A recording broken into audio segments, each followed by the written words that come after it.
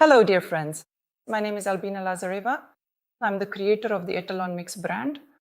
I'm also the company's technologist, a permanent makeup colorist, and a practicing artist with over 7 years of experience. And today I'm going to tell you about the color theory of Etalon Mix pigments. Let's go.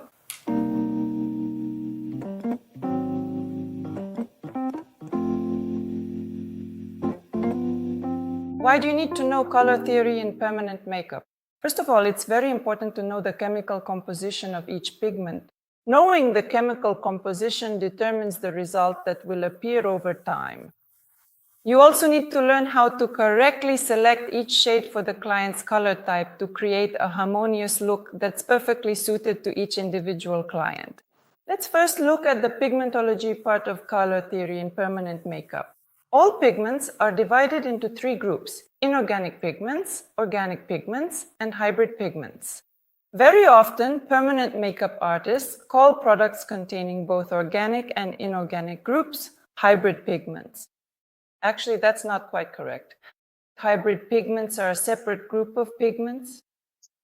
When at the production stage, liquid organic dyes are dripped onto metal salts, the inorganic component, these liquid dyes color the metal salts. Then, these colored metal salts are dried and can be used as dry pigments, which, when creating a particular ink, will form a separate group of hybrid pigments. Most hybrid pigments are characterized by the fact that after implantation into the skin, they last for a relatively short time. They're very easy to implant and color the skin quickly, but in the healed result, they're barely noticeable.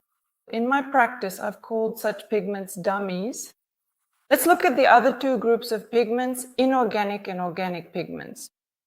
Inorganic pigments differ from organic ones in that there's no hydrocarbon compound in each molecule. That is, the CH bond is characteristic specifically of the organic group of pigments. If there's no such bond, then the pigment is inorganic. Of course, this is the most characteristic point of difference between inorganic and organic. In a moment, we'll look in more detail at the specific characteristics that are important for a permanent makeup artist in their work. On the label of every product, after the word ingredients, the components are listed, and they're listed specifically in descending order. So after the word composition, the ingredient that is present in the largest quantity will be listed in the first place. Then we can see that there are 5-digit or 6-digit codes that indicate exactly which pigment and which group a particular colorant belongs to.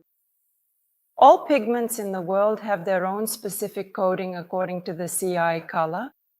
These CI colors are basically available on the internet.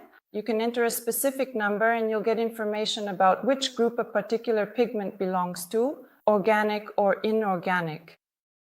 The hybrid group, unfortunately, is not listed as a separate group, but you can indirectly see the hybrid component of a pigment by the fact that after the 5-digit code, there are usually 2 dots followed by the number 1, 2, or 3. This number after the 2 dots indicates exactly the affiliation, which metal salt a particular organic group is colored with. Well, for example, code 19142.1 is tartrazine, a liquid lake that was precipitated on aluminum salts, and accordingly, this is already a hybrid pigment that can be implanted into the skin. Information for you, this lake can last in the skin for about 3 to 4 months. Only some groups of pigments are shown here on the slide, and in fact, it's not that important for a permanent makeup artist to memorize their names. The thing is that even within each group, there are individual pigments that have their own unique name, or a subgroup that will also be called by a separate name. But I want to draw your attention to the fact that the last line shows codes starting with 77000 and ending with 77999. It is this group of pigments that belongs to the inorganic pigments. All other groups are pigments of either the organic group or hybrid pigments. It is the hybrid pigments that can be located in several of the pigment groups listed on this slide. Let's take a slightly more detailed look at the characteristics of inorganic pigments. I have 3 samples of red shades here. Each sample contains only 1 pigment in its composition and 3 samples of yellow pigments. I'd like to point out that regardless of how they look or which specific shade of yellow or red they are, we can see how different their chromaticity is. Please take a look. I have 3 yellow pigments in my hands, and one of them is less colorful, very muted, matte, and velvety. The other 2 have more chromaticity. We're not focusing on the specific shade of this or that yellow right now. We are noting that this color is very muted while these 2 are colorful, and the same goes for the red pigments. One of them looks muted, matte and velvety, while the other 2 are brighter and more colorful. This characteristic of a muted matte red shade and a yellow shade of similar chromaticity is typical for iron oxides. And in this case, I have 2 samples of iron oxides here, yellow and red respectively. The colorful pigments shown in these 2 yellow options and these 2 red options belong to the organic group of pigments, which are bright, shiny, and very, very colorful. This characteristic muted matte finish of inorganic pigments always looks less colorful after being implanted into the skin. Through the layers of skin, our eyes perceive this kind of permanent makeup work as healed with less residue.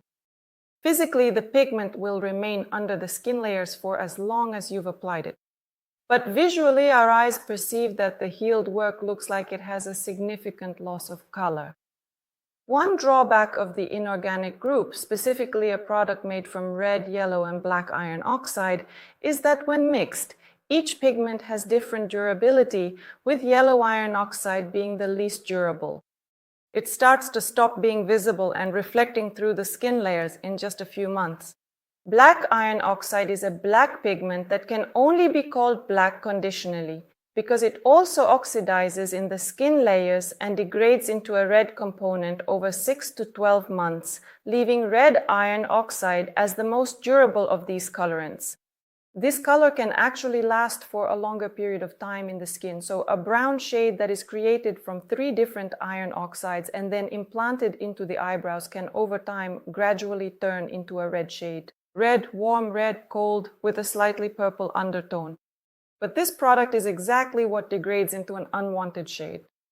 What do manufacturers do to solve this problem? First of all, in our Etalon mix line, the inorganic series of pigments is reinforced with a yellow component from the organic group. Thus, the yellow provides greater color stability for a longer period of time. And the black iron oxide, which we've conventionally called black, we reinforce with a small addition of carbon black. This is a pigment that has high durability and after its implantation functions as a black color for a fairly long time.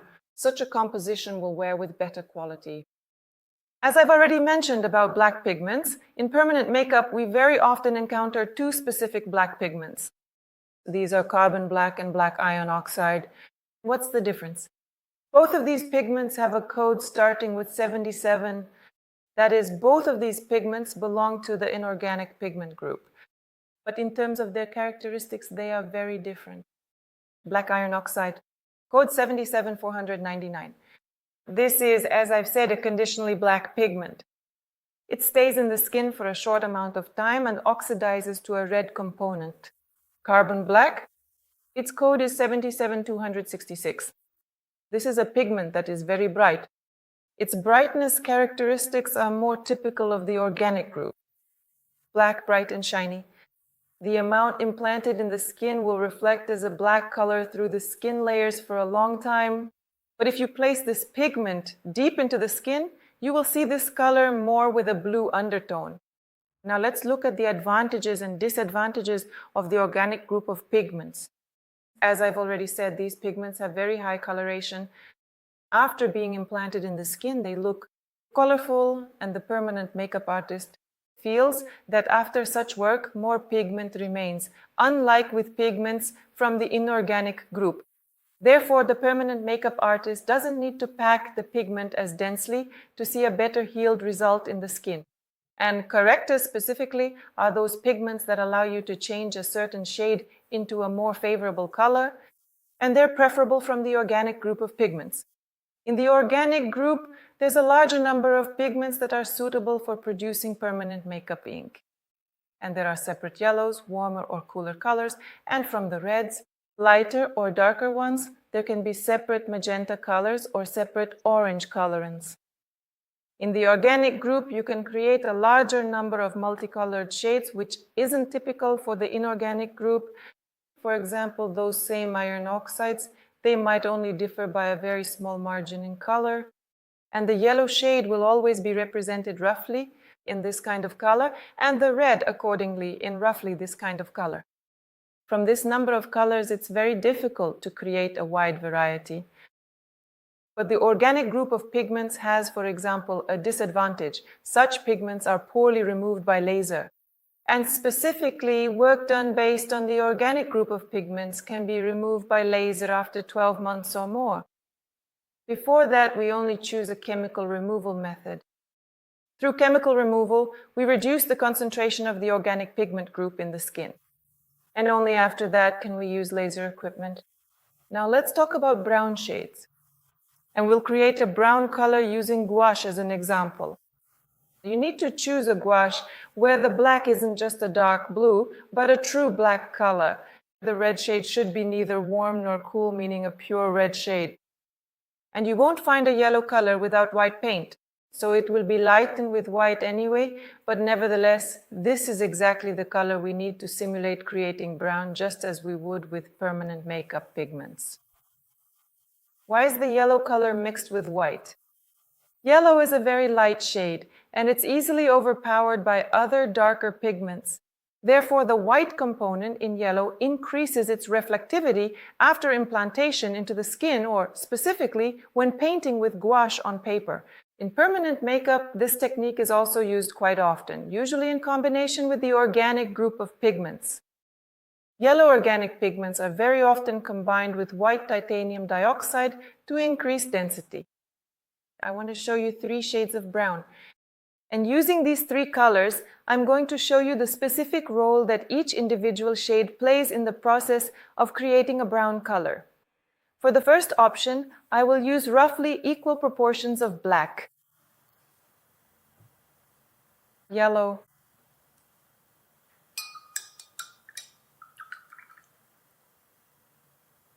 and red.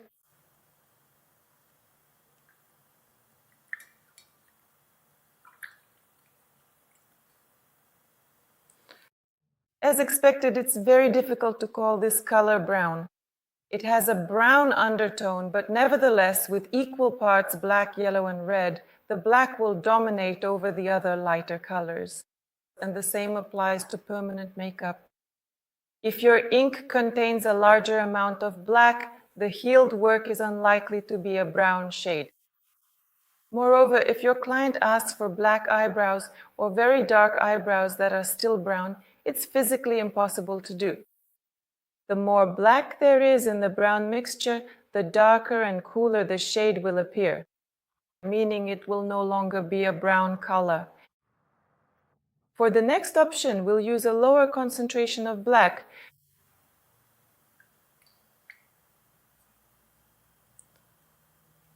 And accordingly, I'm going to add more yellow. I'd like to point out that black combined with yellow creates an olive greenish undertone, and I'm also adding red.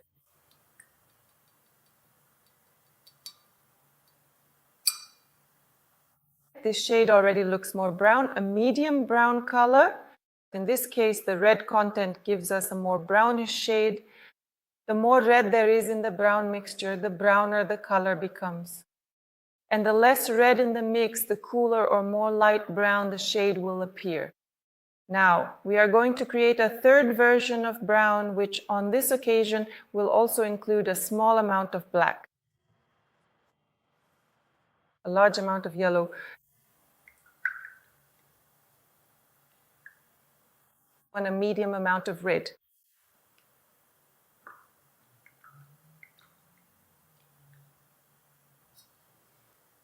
Out of these 3 colors, the third one is the lightest. Why? Because this version contains a larger amount of yellow. Yellow lightens the brown shade. This color will heal into a light brown shade in the skin. Let's summarize once more the role of each pigment, the role of each color when creating brown.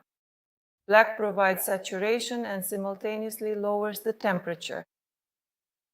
Red adds brownness. The more red in the mix, the browner the color. Yellow lightens the brown. The more yellow in the mix, the lighter the brown color. The combination of yellow and red gives us a warmer brown color. You can't say that either red or yellow alone makes brown warmer. Only when these two colors are present together in larger amounts will the brown be warmer. The more black in the mix, the cooler the brown shade. Since permanent makeup artists aren't painters working on paper or canvas, they're professionals who implant pigment into the skin. And color theory also involves studying the processes within the skin. What happens after pigment implantation and why the pigment appears as a certain shade through the skin layers. The physics of light. Now we'll examine this specific point. Let's take 2 glasses of water. One will just have plain, clean water. And if I place an object in here, it will accordingly be seen by our eyes without distortion in the same color as it actually is. And let's take another option. Let's simulate a skin tone in the second glass. Accordingly, if I place the same object into this glass of water, I will see less color intensity. Moreover, if this were the skin of a living person, then accordingly, this color would be distorted towards a cooler temperature. Why does this happen? We see colors that combine into white light, and this light contains all the wavelengths of the visible spectrum. I'd like to point out that short wavelength rays are rays of the cold spectrum: violet, dark blue, light blue, and green. Warm spectrum rays are orange and red.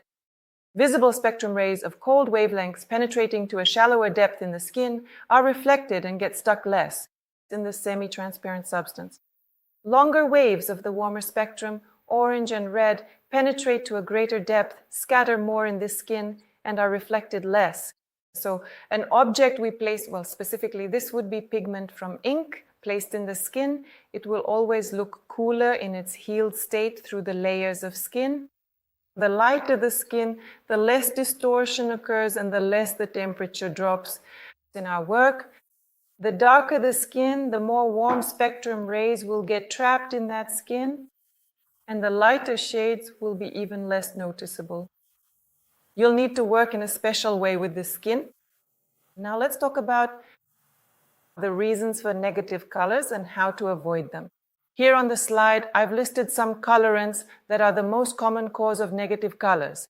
Please note that on the outer diameter of this circle, the white, let's say, border is titanium dioxide, one of the most stable colorants, which will last for many, many months after being implanted into the skin. Next, for each segment, I've detailed that the closer to the center, the less time these pigments will last in the skin. And accordingly, these pigments are unlikely to dominate as negative colors over time. The black segment. This is specifically about black eyebrows, gray eyebrows, blue eyebrows. Typically, the cause of such colors is an excessive amount of carbon black implanted into the skin. And it's this color that starts to dominate through the layers of skin. Or a blue tint on the eyebrows. That's copper phthaloxynin blue, which is also a very stable colorant and can also dominate over other colorants over time. In the Etalon mix line, there is no blue copper phthalocyanin, but black carbon black is present in the first 5 colors of the eyebrow palette. In this case, when working with this palette, you should perform the work more softly and airily. Do not pack these 5 colors densely. Otherwise, there will be a drop in temperature, more than you expect after some time. Carbon black is a pigment that is easily susceptible to laser removal. It can be partially removed from the skin with a laser removal procedure. Black iron oxide is a pigment that is conditionally black, and it is unlikely to dominate over other colorants over time if the product is based on black iron oxide. Green eyebrows. A client will bring green eyebrows to you in 2 cases. Either it is a green shade of copper phthalocyanin, which is also a very stable colorant. Its code is 74260, a color that dominates over other colorants over time. And brown eyebrows made once upon a time can turn green after a while. In the Etalon mix line, there is no such pigment. But green eyebrows can be produced by a technician after a procedure, for example, laser removal. When red colorants are removed by laser, either the same green copper phthalocyanin remains in the composition or a combination of a yellow organic group and black carbon black. Such a combination can also give a greenish undertone. In this case, the negative color must be removed chemically, that is, by performing a procedure with a remover. Yellow eyebrows. A client will never bring yellow eyebrows to you if these eyebrows have not undergone a removal procedure. Yellow pigment does not dominate over other colors. It is a light pigment that in principle lasts for a shorter amount of time in the skin than other pigments. Or it stops reflecting through the skin layers faster, unlike darker pigments. Therefore, yellow eyebrows will be brought to you by a client only in the case of a laser removal procedure. A yellow shade is poorly seen by the laser or not detected at all. Yellow eyebrows, we remove with a remover. The next color is orange. A client may bring orange eyebrows to you if the work was done with iron oxides, yellow, red, and black. And accordingly, black iron oxide stops reflecting through the skin layers after some time. And the red component begins to dominate, oxidizing to an orange shade. In this case, such a residual color can be well removed with a laser or covered up if there is a need and possibility for it. Red eyebrows. Red eyebrows can also be related to the fact that the work was done with iron oxides, red, yellow, and black, and the red color begins to dominate over other pigments over time. Or red eyebrows can result from a laser removal procedure when the red shade dominates over the other colors. And in this case, if we're looking at iron oxides or organic red colors, as a rule, it's red iron oxide, a pigment that lasts longer in the skin and more often looks like a negative color than the red organic group. If the residual pigment is from red iron oxide, it is easily removed with a laser. If it's an organic group of pigments, you can also perform a laser procedure or a chemical removal procedure. And we have the purple shade left to discuss. Purple on the eyebrows is usually a shade, if it hasn't undergone removal, that appears about a year after the permanent makeup procedure, when some black iron oxide remains and red iron oxide begins to dominate. It's the combination of red iron oxide with black that gives us a purple undertone. Or it's a pigment, a brown color, that was created based on three colors: stable black, fairly stable red, and unstable yellow, for example, yellow iron oxide. And the shade degrades into purple, giving us a purple undertone, which can also be removed by laser or a chemical removal method. Now let's look at color transformation. Not specifically related to chemical methods, but the color transformation that's more about the physical process, meaning the skin itself, and why eyebrows can be red right after the procedure, or the next day they become darker and more saturated in color, and after the scabs fall off, we see very little color, but its saturation increases over time. And what happens to the color by the end of skin regeneration? Let's find out. To do this, we'll now look at the skin structure in a bit more detail and what processes occur during and after pigment implantation. Our skin consists of three layers: the epidermis, dermis, and hypodermis. Sometimes the hypodermis is no longer considered part of the skin, but rather subcutaneous fat. For us permanent makeup artists, knowledge of the epidermis and dermis is more important. It's into these skin layers that we must implant the pigment. The epidermis is separated from the dermis by the basal membrane. This is a zigzag-shaped membrane, so to speak, that separates these two conventional skin layers. And each layer, the epidermis and dermis respectively, will also be further divided into specific layers. Let's take a look at the dermis. Our dermis consists of collagen and elastin chains. It's like a framework that holds our body in the form and state in which we exist. In addition, the dermal layers contain a large number of capillaries of the blood and lymphatic systems. There are also hair follicles and hair bulbs here. Sweat glands and sebaceous glands also exist here. And as I've already mentioned, the epidermis is separated from the dermis by the basal membrane. All epidermal cells are born on the basal membrane. There are no blood system capillaries here, nor are there lymphatic system capillaries. All cells born on the basal membrane go through their life cycle from a few days to several months, depending on the composition and function of a particular epidermal cell. Let's take a closer look at what epidermal cells exist. The largest number of epidermal cells are keratinocytes, approximately 70 to 75%. These cells function to renew and protect our body from dehydration and from bacterial and viral influences. These cells complete their life cycle in just 5, 7 to 10 days. And it's the permanent makeup artist, when they cause trauma and see the so-called crust that flakes off during the healing process, that crust is mostly made up of keratinocytes. In addition, there are other cells in the epidermal structure that live for a longer period of time. For example, some of them are Merkel cells. These cells are responsible for tactile contact. When we touch the skin or apply high or low temperatures, these cells send a signal to the brain that this so-called tactile contact is occurring. These cells live for several months in the epidermis. Of great interest to a permanent makeup artist will be the so-called Langerhans cells. These are, or more simply, dendritic cells. These cells are responsible for the process of phagocytosis. The very process that is triggered after skin trauma, regardless of whether a permanent makeup artist breaches the skin's integrity or if it's some kind of chemical or physical burn to our skin, for example. The healing algorithm for this damaged area of skin occurs in an identical, similar way. What exactly happens and how is the process of phagocytosis triggered? Our body perceives a breach in the skin's integrity, specifically through this dendritic cell. A signal is sent to the brain that the skin's integrity is being breached and that the body needs to start a process to minimize this trauma. When a permanent makeup artist makes punctures with a needle, it's then that we have the so-called trauma to all skin layers, depending on how deep the needle goes. And the cells that were in the path of this needle die from the trauma, and space is cleared for new cells through the process of phagocytosis. This process is triggered in the following way. The capillaries of the circulatory and lymphatic systems, which are microcapillaries here, are mostly dormant when the skin is not traumatized. After trauma, they begin to fill up and move into the intercellular space. What do we see first?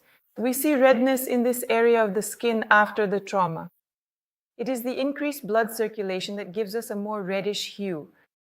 The permanent makeup artist continues to traumatize this area, and then this physiological fluid can spread into the intercellular space, enlarging this area of the skin.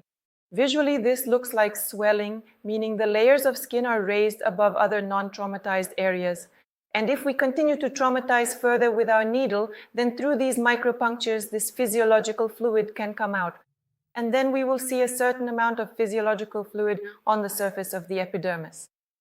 If a permanent makeup artist observes all 3 stages of trauma, especially the last one with fluid coming to the surface, then phagocytosis will be more powerful, a larger amount of pigments will be disposed of in this process. And accordingly, the permanent makeup artist will get a smaller amount of residue. But for example, when we work with the lip area, a certain amount of protruding physiological fluid is acceptable, due to the fact that this area is characterized by a large number of capillaries of the circulatory system, and purely mechanically, accordingly, it is damaged more. But nevertheless, try to minimize the release of physiological fluid to the surface. By doing so, you reduce the amount of trauma inflicted on this area of the skin, and the healing process will occur in a milder form. The color retention will be greater than with more trauma. So what happens after the pigment implantation? To the skin, pigment is a foreign substance, and the body tries to dispose of it to remove this pigment from this area of the skin. Some of the pigment will leave through the peeling of the crust, that is, through the renewal of the upper layers of the epidermis.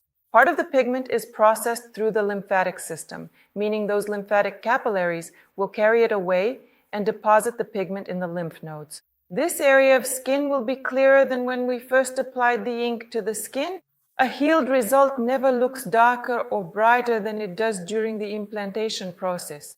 The pigment that remains after the process of phagocytosis will stay in small clusters, gathering in the intercellular space. Some of the pigment, which will have a small particle size, will penetrate the cells themselves and remain within those cells. And some of the pigment will remain in the macrophages. These are the very cells that are responsible for the disposal of dead cells and damaged collagen and elastin chains. And pigment is a foreign substance. The process of eating, so to speak, the excess pigment and the pigment that stays in the macrophage, that macrophage also dies, and the next macrophage will eat it. This process of eating macrophages happens almost all the time, as long as some pigment exists in that particular area of the skin. We see the healed result with that residual color in this specific way, where some pigment remains as clusters in the intercellular space, some in cells and some in macrophages.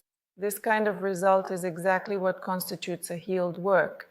But during the healing stage, the shade we applied will transform because these phagocytosis processes give us redness and color intensity to our pigment. And considering this redness, our eye perceives the shade we applied in slightly different tones at various stages. When we finish the permanent makeup procedure, increased blood circulation continues in the skin, and damaged collagen and elastin chains begin to be healed by cells called fibroblasts. Throughout life, these cells build collagen and elastin chains in the skin. After some time, they break them down themselves and build new collagen chains. During the trauma process, the number of these broken collagen and elastin chains must be removed in a shorter amount of time, and fibroblasts begin to do this more intensively. This requires a supply of nutrients from the circulatory system, and this increased blood circulation in this specific area of the skin causes color distortion. At first, the shade becomes darker. The crust that forms in the epidermis from damaged keratinocyte cells creates a more saturated dark color. After the crust flakes off in 5 to 10 days, depending on the skin's ability to regenerate, it peels away, and we see the shade in a very faint color. Why does this happen? Essentially, our pigment is covered as if by a thick tracing paper. And this tracing paper is those fibroblasts that, in this case, dispose of damaged collagen chains. It is this tissue that, by its characteristics, covers our pigment with denser collagen. Then the fibroblasts already begin to renew again. This denser collagen into a more transparent one, the kind that was there before the skin trauma. And we begin to see our pigment a bit brighter than immediately after the crust flaked off. And this slide shows a skin injury. This is on my arm, a scratch that looks like this after a month, with such a reddened halo around it. And the increased blood circulation is exactly what would distort our pigment if it were here. After what amount of time will the work be considered healed, and when can a touch-up be done? If a client returns in a month with this distortion and increased blood flow, you might mistakenly think the pigment healed too red, whether on the brows, the lips, or any other area. Distortion caused by increased redness is often perceived by the artist as a warmer shade in that particular area. But if your client comes back in another 2 or 3 weeks, that redness will have faded away. We will then see the true picture of the healed color of the permanent makeup. Only then can the artist make an accurate conclusion about the final shade of the healed work. Therefore, I urge you not to schedule clients for a touch-up procedure any sooner than 1.5 months. There is a general formula for every client, their age plus 10 calculated in days. For example, if a client is 40 years old, then 40 plus 10 equals 50. After 50 days, you can bring that client in for their touch-up procedure. But for example, clients of the exact same age can look either more youthful or a bit older than their actual years. Therefore, I focus more on the client's actual appearance rather than their age on paper. So make sure to correctly choose the time needed for the skin to complete its regeneration process. Another type of cell that is of great interest to a permanent makeup artist is the melanocyte. These cells are specifically responsible for a person's particular skin tone. These cells, besides providing protection against ultraviolet exposure, are what give the skin its specific undertone. I really enjoy carefully analyzing various skin tones and thoughtfully selecting the most appropriate pigments for each client, specifically by using the Fitzpatrick scale.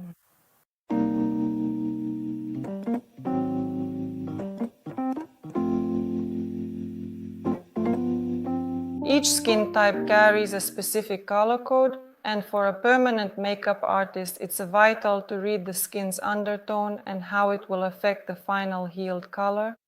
We all know that human veins, if you were to look at them, say in a cross-section, are actually a cool red color. But absolutely anyone can see how their own skin tone distorts the actual color of their veins. In my case, for example, it appears as a blue-violet shade. Some clients have a greenish pistachio undertone, others have a more yellowish tint, and some have a purely blue or cyan look.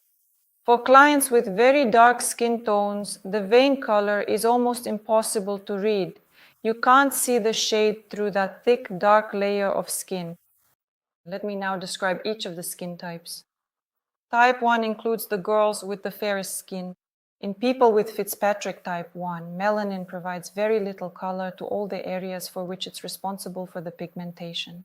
This includes skin color, the color of the iris, lips, hair, and the areolas. Melanin in Fitzpatrick type 1 colors all these skin areas in very light tones, so these girls have the least contrast. Fitzpatrick type 2 also consists of fair-skinned girls, not very different in contrast from the first type. So for a permanent makeup artist, these two types can be combined into a single group. Fair skin doesn't distort the shade much and doesn't significantly lower the temperature of the healed work. If we look at these two Fitzpatrick types in general, the veins usually have a blue, bluish, or purple undertone. The iris can be any color except for dark brown, meaning blue, light blue, green, hazel, or light brown eyes are characteristic specifically for type 1 and type 2 clients. And the lips also have a light shade. It can be either a soft pink or a slightly bluish undertone, but overall, lip skin is easy to color with any shade. Fitzpatrick type 3 is already a slightly darker skin tone. People with this skin type have a more greenish, pistachio-like shade in their undertone. The veins usually appear to be more of a green color. The iris is medium brown, the hair color is more saturated compared to Fitzpatrick types 1 and 2, and the hair is either a more chestnut shade or a medium brunette. On this slide, you can see my hand, representing Fitzpatrick type 2 in comparison with Fitzpatrick type 3. As we can see, there's a difference in shade. Fitzpatrick type 3 skin has a more greenish tint. My skin, which is Fitzpatrick type 2, looks like it has a reddish undertone. Fitzpatrick type 4 includes even darker skinned clients with more contrast. These are people with darker brown eyes. These girls are already brunettes. Accordingly, the lips take on a darker, more contrasting shade. Sometimes the upper lip is darker than the lower lip, and the upper lip may have a slightly brownish undertone, while the lower lip will have a cooler purple tone. This skin is less transparent, it lowers the temperature of the healed work even more, and creating these works requires a more saturated shade of pigments. Fitzpatrick type 5 refers to darker-skinned individuals with jet black hair and dark brown eyes. Their skin can have either a very rich brownish tint, or it might have a more saturated purple undertone. Consequently, this skin is not very transparent, and working with this skin type is much more difficult. Achieving a beautiful, clean, healed result is physically impossible. The skin of this specific client will add its own natural tone to the color you have applied. Fitzpatrick type 6 is skin that is practically black in color, and it is completely opaque. It is physically impossible for a permanent makeup artist to create any kind of work on such skin.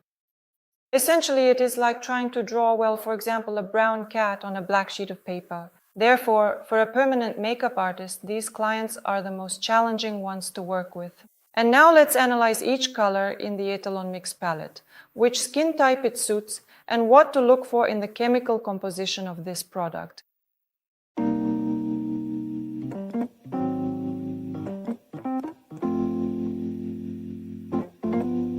Now let's take a closer look at the hybrid series of the Etalon Mix line for eyebrows. So number 1, hazelnut. It has a bright yellow base color, which really stands out. The most suitable color for the first 3 Fitzpatrick types. In principle, it can also be used on Fitzpatrick type 4, but the darker the skin, the less brown the shade will appear once healed. With a lighter dusting, it will be a more sandy brown shade. With a denser application, it will be more of a gray-brown color. The next number 2, milk chocolate. This color is the warmest of the hybrid pigments. It has an orange base. This color is well suited for all 5 Fitzpatrick types. For example, for those with fair skin and a reddish tint in their hair, this color will provide a harmonious look. For darker-skinned girls, this color will settle without excessive warmth as a medium saturated, beautiful brown. The next color, number 3, cognac.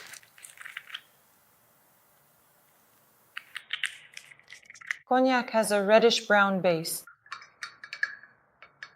This shade is for those with an olive skin tone.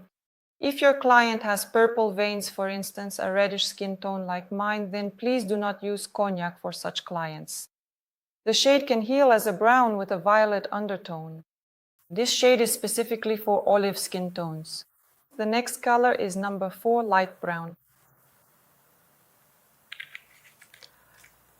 It has a high yellow content and a lower red pigment content, making it a fairly light and delicate shade. This particular color is especially suitable for fair-skinned girls and gray-haired women, especially when you want to create light, soft, sandy shades on the brows. The next color, number 5, is dark chocolate, a rich color, the darkest in the Etalon Mix hybrid pigment palette. This color is designed for creating gradients and darkening specific areas, or it can be applied to the skin in a very light dusting to create a rich yet airy result.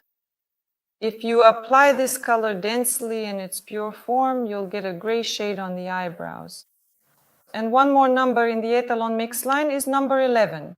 The color is called espresso. This color differs in chemical composition from the first 5 because it contains a higher amount of red iron oxide. This color is very light, so to create brown shades on the brows, it can be applied a bit more densely. The red-brown base will neutralize in the skin, and the shade heals to a medium brown on Fitzpatrick types 1 through 3. What's the difference between these 6 colors in the Etalon Mix line? This is a hybrid series containing organic pigments, and the first 5 colors have more organic content than other Etalon Mix products.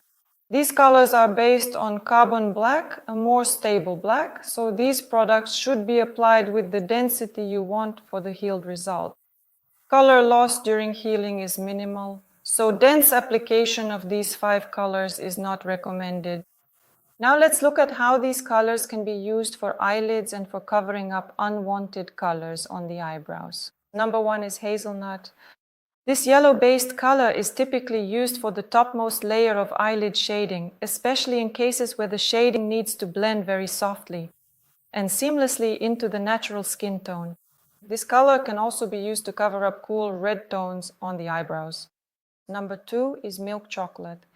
This color has a warm orange base, so it's good for the middle layers of eyelid shading, and it will nicely balance out light, cool tones on the brows. Number 3, cognac has a reddish base, so this color is also good for the middle layer of eyelid shading, and when working with negative colors on eyebrows, number 3 covers greenish tones well. Number 4, light brown. This color applies well to the uppermost layers of shading, blending the shadow color nicely with the skin tone. When working with negative shades on eyebrows, this color effectively covers salmon-colored tones. Number 5. This color is the darkest and most saturated, so on the eyelid it's indispensable for the lowest layers of shading. Or for fair-skinned girls, it can be used instead of black in the lash line area. When covering negative colors, it works well to cover orange-colored eyebrows. And number 11, the espresso color. This color has a light base, so for eyelid shading, it is used on fair skin. If you are covering negative shades on eyebrows, it has a light greenish undertone. The mineral series of the Etalon Mix line. I want to mention its advantages. First, we tested these colors for over a year with artists in various regions and countries. and chose the most balanced formula, which shows only soft pigment fading over time. These colors are quite easy to apply, and despite being based on iron oxides, meaning less vibrant colorants, the healed results look quite decorative in a natural brown shade, and there's no need to pack them very densely to see the healed result. These colors are also created based on the principle of the first 5 colors of the Etalon mix line and share a similar base with the first 5 colors of the hybrid line, but it's incorrect to compare them by shade because they have different chemical compositions and therefore cannot be the exact same shade. But if there's a need for denser work, you can use pigments from the first 5 colors in a light, airy dusting and then create the desired density using pigments from the mineral series. Why? Because the pigments in the mineral series are based on black iron oxide, and this color won't dominate over time through the skin layers, unlike carbon black, which is found in the Etalon mix hybrid pigment series. Let's take a closer look at the mineral shades of the Etalon mix line. Number 6, the pigment is called taupe. It's created based on the hazelnut number 1 type. Its behavior in the skin will be different because this composition contains only a small amount of yellow organic pigment, which has a similar color value to iron oxides. It's precisely this color value that prevents this yellow color from dominating during the pigment application. This is what the pigment looks like, a large amount of yellow base. Shade number 6 was created for the first 3 Fitzpatrick types. The next color is number 7, pecan. This is the lightest color in the palette with a yellow base, similar to light brown. Number 7 can be used for fair-skinned girls, for blondes, and for gray-haired women. And also this color works well for eyelid shading as a light finishing shade, giving a golden undertone to your shading. The next number, number 8, Tiziano. This color is the warmest in the mineral series. It has a reddish warm base. This color works well for creating warm shades on the eyebrows or for refreshing slightly light, cool residues on the eyebrows. This color, number 8, can be used for 4 Fitzpatrick types, starting from the first. At the same time, on light skin, we get a warmer brown healed result, and when working with darker skin, we get a medium brown shade on the eyebrows. The next color is number 9, sepia. This is a shade that is quite similar to number 3, cognac. It has a fairly rich, deep red-brown base, and it can also be used on lighter skin tones. This shade is also intended for women with brown hair and for brunettes in general. A more saturated color with a higher black content and a lower yellow content than the previous 3 colors we've already looked at, it gives beautiful, rich results on darker skin. And the last number is number 10. The color is called Arabica. Much like dark chocolate, which is known for its deep and rich color, the darkest and coolest shade in the palette is used to create both gray and gray-brown results, and it also helps to lower the temperature of warmer shades. This approach ensures a more balanced and visually appealing palette overall. When working with eyelids, except for number 7, pecan, I don't recommend using other colors from the mineral series because the application will take longer and the healed result will be less colorful, unlike the results from the hybrid series of the pigment line. How can you combine the colors with each other? Whether it's the hybrid series or the mineral series, all pigments can be combined with each other in one procedure. I don't really recommend mixing hybrid series pigments with mineral series pigments in a single cap, because the implantation of hybrid series pigments can be a bit faster than mineral series pigments, and you'll be mixing 2 colors in the skin that have different implantation speeds. If you want to combine pigments from the hybrid and mineral series, you can use 2 different caps and first apply the required amount of, for example, hybrid pigment in a light shading, and then as the main work or as additional work, use the mineral series pigment to reach the desired saturation level. This way, you'll get a more beautiful, balanced result with the correct necessary amount of one color or another. How can you combine pigments with each other, for example, by mixing them in one cap? I advise you to mix pigments from different sectors. For example, the yellow sector with the red sector, that is number 1 with number 3, or number 6 with number 9. This could be mixing pigments from the red sector or the warm orange sector with the cool sector. That is, combining number 2 with number 5 gives a beautiful gray-brown range. Or mixing number 8 with number 10, the colors Titian and Arabica, also gives us a medium brown shade.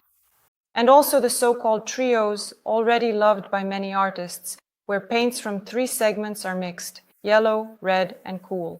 So if it's the hybrid series, it could be number 1, number 3 from the red-brown sector, and number 5 from the cool segment. This beautiful combination, either in equal proportions or at your discretion, allows you to work with almost all 5 Fitzpatrick types. If you choose this trio from the mineral series, it could be number 6, number 9, and number 10. This combination can also be used on all 4 Fitzpatrick types, creating results that are either lighter or darker depending on the saturation level. We have outlined the human color types according to Fitzpatrick. Now let's look at each color type, what skin undertone it has, and which of these colors are recommended when working with this client. I've grouped Fitzpatrick types 1 and 2 together because such skin doesn't differ much. Typically, the veins of such clients have a blue undertone or purple, as in my case, and this skin lacks a large amount of yellow. To create a shade on the eyebrows, we need a high yellow content within the brown composition. This can be either number 1 or number 4 from the hybrid pigment series, or it could be number 6 or number 7 from the mineral series of the Etalon mixed pigment line. The next color type is number 3. This color type has a greenish base to its skin undertone, and accordingly, this skin contains a larger amount of black and yellow, which gives it that specific olive undertone. And to create a brown color, we are missing the third red shade. Therefore, in this case, when working with this skin, we need a reddish-brown base. From the hybrid series, it can be either number 3 as the most suitable, or it can be number 2, which will allow you to create a warmer brown shade on the eyebrows. From the mineral series, it can be either number 8 or number 9. The next color type, number 4, is skin with an even higher content of the cold component, more black in the composition, less yellow, and even less red. This skin lacks yellow and red content. Essentially, this is an orange color, and accordingly, such clients need an orange base for the brown color. In the hybrid series, it is number 2, and in the mineral series, it is number 8. To create darker shades on the eyebrows, you can also use a combination of warmer and cooler tones. But in this case, you might need to include a separate orange corrector to achieve a warmer color range. And the 5th color type, according to Fitzpatrick.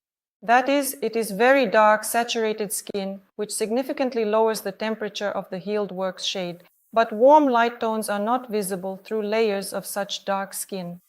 Therefore, in this case, the work should be built using the glazing technique, which is when dark, saturated colors and a separate pure orange corrector are applied layer by layer. When working with such skin, you can use number 5 from the hybrid series in combination with an orange corrector, or from the mineral series, you can use number 10, also in combination with an orange corrector. But still, it is best to give preference to working with the hybrid pigment series, mainly because the easier application of number 5 allows you to see more color overall, unlike when working with the mineral series line on such dark skin. This difference can make a noticeable impact, so whenever possible, choose the hybrid pigments for a more visible result. And what colors can be used when working with eyelids? When working with eyelids, we can roughly divide the height of the shading on the eyelids into 3 levels. And if we're working with fair-skinned girls or girls with very light eyelashes, then, for example, using pure black is quite inappropriate because it creates too much contrast with the lash shade, and those lashes look visually even lighter against the black lash line. So if it's fair skin, if it's light lashes, then we can use number 5 from the hybrid series of the pigment line.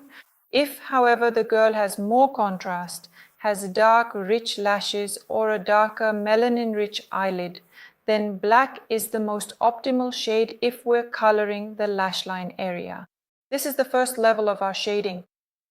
The black color in the Etalon mix line is currently the only one, and this color contains a high amount of carbon black, a shade that will stay in the skin for a very long time, and over time, to ensure the shade remains a more pleasant gray, I added red iron oxide to our product.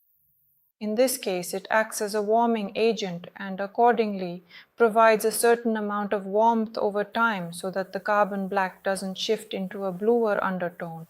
Therefore, when working with Etalon Mix Black, no additional corrector is required. If you use black, then the next step, which will transition from black to a darker brown shade, is exactly number 5 in the Etalon Mix line. So we use number 5 on almost all Fitzpatrick skin types. The choice of the next color after number 5 in a lighter warm brown shade is based on the color of the iris and the skin saturation in the eyelid area. And if the iris has, for example, a cool shade such as bluish light blue or cool green gray, then in this particular case, more achromatic shades on the eyelids will look especially harmonious for the makeup. And here, after number 5, dark chocolate, you can use number 1 or number 4, which is the yellow pigment base, or finish with number 7 pecan from the mineral series of the line. Such work will look like a more subdued gray-brown version once healed. If your iris has a more honey-like shade, brown or dark brown eyes, then accordingly, for a harmonious look, you need to use warmer brown shades to get a warmer brown shading once healed. And then you use brown colors from either the orange or the red sector. From the hybrid series of the line, that's number 2, milk chocolate, or number 3, cognac. In this case, I do not recommend using colors from the mineral series. For light skin with low melanin content, you can also use number 1, espresso, for the middle layer. And accordingly, the uppermost layer is a shade that should blend well with the skin tone. So it's a yellow base. From the hybrid series, it could be either number 1, hazelnut, for a more melanin-rich eyelid, or it could be number 4, light brown, for lighter skin. Or it could be color number 7, pecan, which gives a soft, velvety haze due to its chemical composition. Working with cover-ups. Let's now determine first of all what can be taken for a cover-up, which work is coverable and which is not, and what can only be fixed through removal. Work that can be taken for a cover-up must meet 2 criteria. First of all, it's an adequate shape. If the desired shape doesn't cover the old negative tattoo, then everything outside the boundaries must be cleared first, and only then can you create the cover-up. And the second criterion is skin transparency. If a client brings you dense shading, essentially a tattoo, then unfortunately it won't be possible to cover such work. It's necessary to create something beautiful from the unattractive by working specifically with a lighter residual color that will last for a long time. So the client won't be forced to come to you quite often for the application of corrective pigment. So 2 criteria, an adequate shape and skin transparency.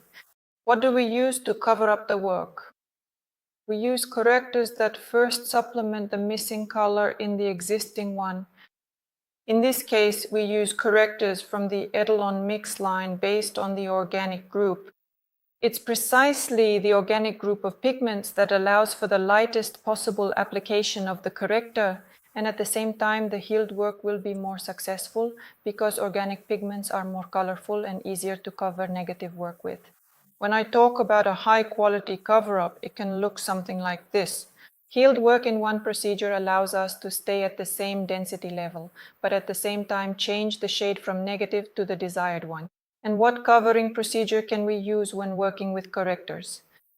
If the previous work is fine in terms of shape and we only need to change the color, we start by applying the corrector first, using the necessary amount while keeping in mind that during the healing process, some of the pigment will be processed and eliminated by the skin. And then, after applying the corrector, we can go ahead and use the base color in a light dusting to give it a more beautiful look, both during the healing process and once it's fully healed.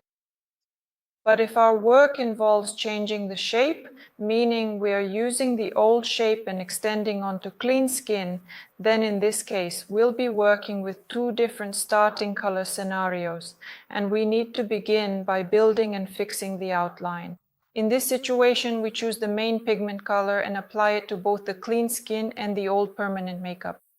The base of this pigment must be the one required to neutralize the unwanted color. And in this case, after fixing the outline, we'll see a difference in shade because the pigment will look one way on clean skin, but it will be a slightly different shade over the old tattoo. For the second step, specifically on the old permanent makeup, we use a corrector that will add what's missing to achieve the color we've chosen and planned. And then as a third step, we'll visually balance the color on the clean skin with how it looks on the old tattoo after the second stage. By fixing this color, achieving the right level of saturation, and getting a uniform shade across both areas of the skin, we ensure a high-quality cover-up that won't look, over time, like one color on the old tattoo and a different color on the clean skin. This is a fairly complex cover-up that requires specific skills from the permanent makeup artist. Let's take a closer look at each corrector individually. There are 3 in the Etalon mix line. This is number 1, yellow. Yellow contains an organic yellow group and titanium dioxide. Titanium dioxide is necessary here to provide enough density to the yellow color so that it can reflect through the skin layers and appear as a true yellow shade.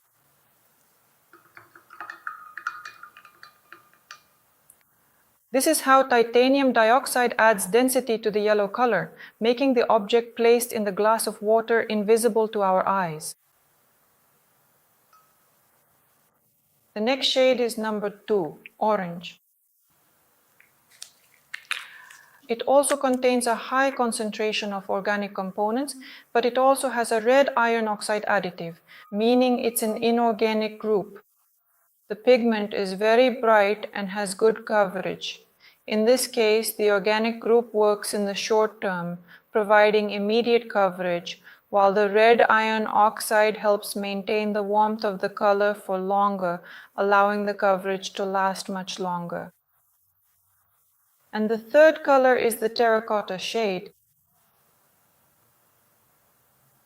This is a reddish-brown shade with a terracotta undertone, a color that contains a lot of red iron oxide, and consequently, it has a more terracotta appearance.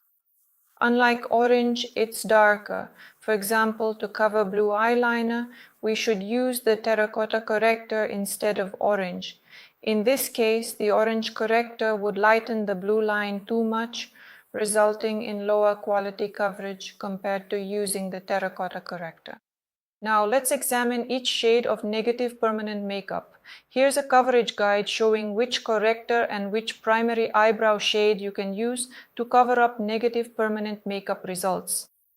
For example, to cover gray tones on eyebrows, we use the orange corrector and number 2, milk chocolate, or number 8 from the mineral series, which is the Titian color. To cover green tones, we can use the terracotta corrector with a high red content.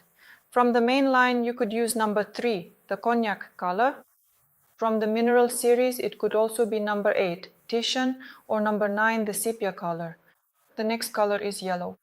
Yellow doesn't require a corrector for coverage, so we can directly use pigments from the main line, like number 3, cognac, or number 9, sepia. In this case, the coverage will effectively mask the negative yellow shade. The next color is orange. Orange is a combination of yellow and red. To create a brown color, we need a cool brown tone. This could be either number 5 in the Etalon Mix Hybrid line or number 10 in the Etalon Mix Mineral series. The next color is salmon. Salmon color has a higher red content with some yellow added. We can also cover this kind of shade without using a corrector. This is number 4 in the Etalon Mix line, light brown. This color perfectly covers salmon-colored eyebrows. The next shade is red. We should cover a negative red color on the eyebrows with pigments on a light brown base. and accordingly, this color must first be supplemented with the missing yellow corrector. Therefore, for red eyebrows, we use a yellow corrector, and for example, number 4 from the hybrid line, light brown. This combination covers red shades on the eyebrows well, purple colors on the eyebrows. In this case, you need to determine how much red and gray is in the purple composition. We covered red eyebrows with yellow, and we covered gray eyebrows with orange. In this case, if there is more red in the composition, we use more yellow corrector. If there is more gray in the composition, we will use more orange corrector. After using these two correctors, whichever corrector we used more of, we will choose that brown colored base. That is, if we used more yellow, then we will also take a pigment on a yellow base. This could be number 1 or number 4 or number 7 in the Etalon mix line. If we used more orange corrector and less yellow, then we will take from the main colors, for example, number 2 or number 8 in the Etalon mix line. Lip shades. As of today, there are 7 colors in the Etalon mix line for working with lips. Number 1 is a baby lip color, a pleasant pink shade that blends well and mimics the mucous membrane of Fitzpatrick type 1 and 2 clients. This color has a medium amount of titanium dioxide, so it's not a watercolor shade, but it's not very pastel either. For working with depigmentation and for-dye spots, this color covers well and evens out the skin tone. The next color, number 2, is a warmer caramel shade. It also has a basic titanium dioxide content, but the shade is slightly warmer compared to number 1. It's well suited for clients with a bluish tint on their lips or clients who want a shade that isn't too pink. The next color, number 3, is Berry Nectar. This shade is currently the coolest in the palette, and this shade has a bright pink undertone with a lower titanium dioxide content, which allows for more watercolor-like results. Alternatively, this color works well for neutralizing dark lips when used in combination with correctors.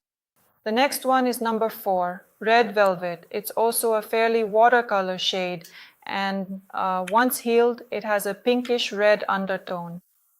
If you want to achieve a more scarlet shade on the lips, you should use it in combination with a yellow corrector. The shade is quite translucent. It can be used as a standalone color or as a vibrant additive to lighter base shades. The next number 5, is Cherry Mousse. Another vibrant shade.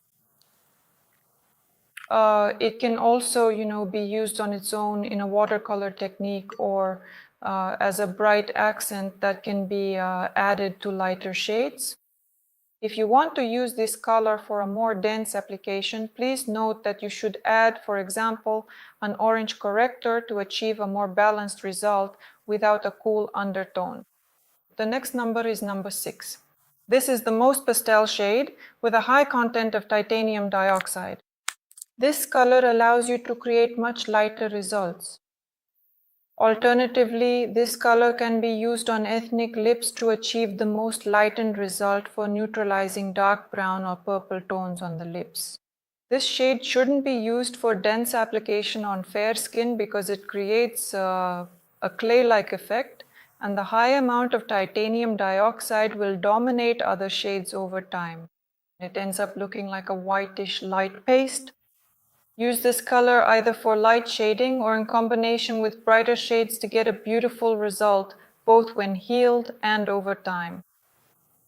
And the next number is number 7, called Sweet Cinnamon, a slightly brownish shade, the one requested by the majority of our clients who want light tones on their lips. This color should not be used on dark colors or on purple and brown tones on the lips.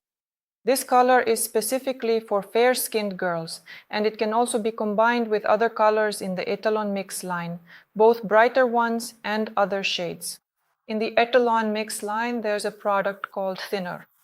It's designed to reduce pigment concentration, and I use it almost every time when working on lips and with the Camouflage series of the line. The thinner allows you to achieve a maximum velvety effect once healed when working with lips and camouflage. If we consider correctors not only for cover-up work, these colors can also be used to complement the Etalon mix line when working with lips. And these colors allow you to neutralize negative natural tones on the lips or simply create an additional shade from the main Etalon mix lip palette. For example, if we look at each corrector individually, the yellow corrector is a neutralizer for purple tones on the lips.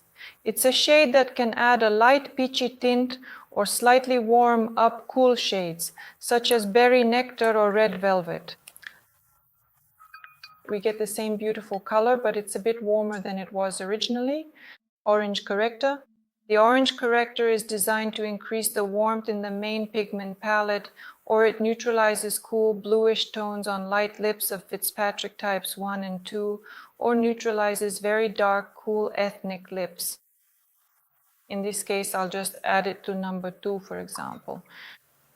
We get a more coral peachy shade. And the terracotta corrector. The terracotta corrector is designed to add a slight brownish tint. It shouldn't be used on dark lips. It's for Fitzpatrick types 1, 2, and at most 3, when the lips have a medium level of saturation, or conversely, for light lips where the goal is to achieve a more brownish shade. So for example, I'll add it to number 7 or number 6.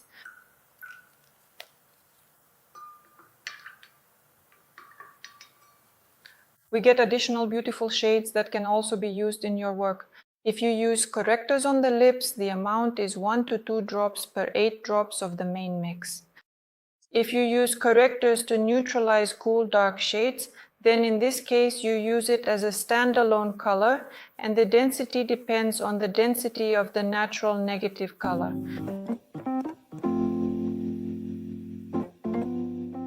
The Etalon Mix Camouflage Pigment line has 6 colors.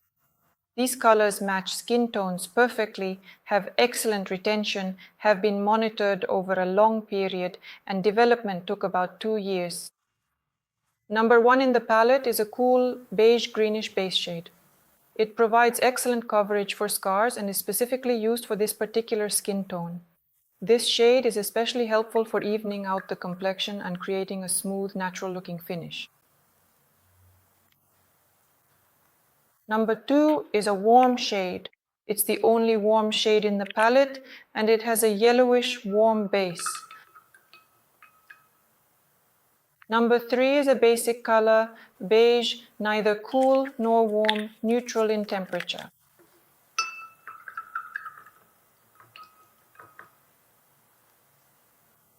Number 4 actually has a subtle pinkish undertone to it. It allows you to work with scars after blepharoplasty, with scars around the areola, and also helps to create additional colors for skin tones with a reddish undertone. Number 5 is the coolest shade in the palette. It allows you to lower the temperature of the other 4 colors and also darkens pigments for working with darker skin tones. Number 6, on the contrary, is a pure white color that doesn't turn yellow over time. This color allows you to lighten other colors in the Etalon Mix palette if you're working with lighter skin. I've recorded video lessons for you, which you can watch using this QR code. The work I've done over time can be seen on the next slide, as well as on my Instagram page. Today I've told you about the entire line of Etalon Mix pigments, but we're not stopping, we're continuing to work. Soon, 2 new products created in collaboration with masters will be released. One of them will be an eyelid set created in collaboration with Anna Vasilieva. There will be 4 products, an additional new black, a very rich dark warm brown, and a light sandy shade. 4 products that are about to be released. And the next collaboration, created together with Antonina Andrusenko, is a lip set that will differ in its chemical composition, application, and healed effect. And I will definitely tell you about these products very soon. See you soon.